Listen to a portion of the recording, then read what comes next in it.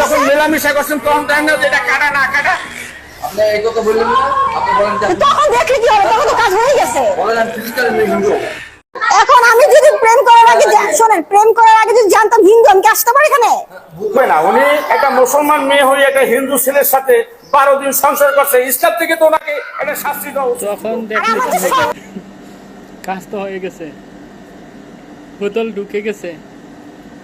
বোতল ঢুকার পরে কাটা না আকাটা এটা দেখলেই কি, একবার যদি এই জিনিস মানে বোতল আর কি ঢুকে যায়, তারপর আর দেখে কি লাভ? বোতলের মুখ ছিল কি ছিল না?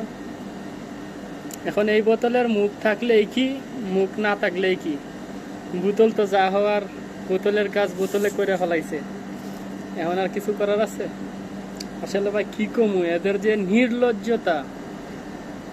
এই মেয়ে খুব কৌশলে মুসলিম মেয়েদেরকে হিন্দু ছেলেদের সাথে লাভ জিহাদের সাথে জড়িত হওয়ার জন্য প্রমোট করতে চলে যায়। অনেক কিছু আছে, প্রলোভন দেখায়, ওইটারে প্রমোট করতেছে। ওইটাকে একদম সুন্দরভাবে প্রমোট করে ওইটাকে ভালোভাবে উপস্থাপন করছে যে মুসলিম এবং হিন্দু মেয়েরা, মুসলিম মেয়ে হিন্দু ছেলেরা যা খুশি তাই করতে পারবে, পরবর্তীতে এইরকম ঝামেলা করবে। এটাই আর কি, প্রথমে যা খুশি তাই করুক, কোনো সমস্যা নাই, আমি করতেছি। সে এখন নাকি হিন্দু ধর্ম গ্রহণ করতে চাইতেছে, সে এখন হিন্দু হবে, ইসলাম ধর্ম ত্যাগ করে সে হিন্দু হইতে চায়। প্রথমে কি করলো, আকাটা একটা ছেলের সাথে, হিন্দুর সাথে সহবাস করছে, সংসার করছে, মাসের পর মাস মিলামিশা করছে। তারপর সেই ছেলে নাকি বিয়ে করে না, এখন সে হিন্দু ধর্ম পরিবর্তন করে হিন্দু হবে সেই ছেলের কাছে থাকার জন্য, বিয়ে করার জন্য। চিন্তা করেন, এইগুলা নোংরামি করছে, পরে এখন মুসলিম মেয়েদেরকে প্রমোট করতেছে এইগুলা, যে হিন্দু ছেলেদের সাথে আকাম কুকাম করতে, এবং করার পরে হিন্দু ছেলেদের সাথে বিয়ে বসবে, বিয়ে না বসলেও সমস্যা নেই। এই তো, যেই হিন্দু ছেলের সাথে একটা মুসলিম মেয়ে সম্পর্ক করবে, এরকম আকাম কুকাম করবে, তারপর এরকম ভাইরাল হওয়ার জন্য অনেক ঝামেলা করবে, অনেক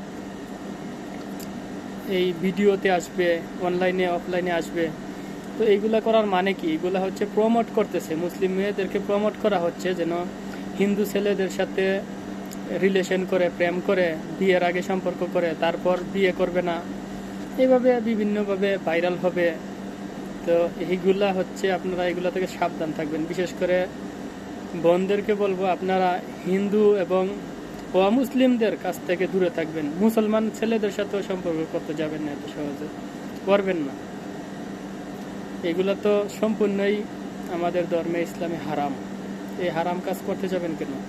আবার তাছাড়া হচ্ছে হিন্দুদের সাথে, হিন্দুরা তো এমনিতেই আপনাদেরকে পর্দার বাইরে নিতে চায়, এমনিতেই মুসলিম মেয়েদেরকে নষ্ট করতে চায়, সম্মানহানি করতে চায়। তাহলে এরপরেও আপনারা এদের মতো প্রমোটকারী মেয়েদের থেকে দেখে শিখে আবার আপনারা কেন যাবেন? এটাতে সাবধান, একদম সাবধান থাকবেন।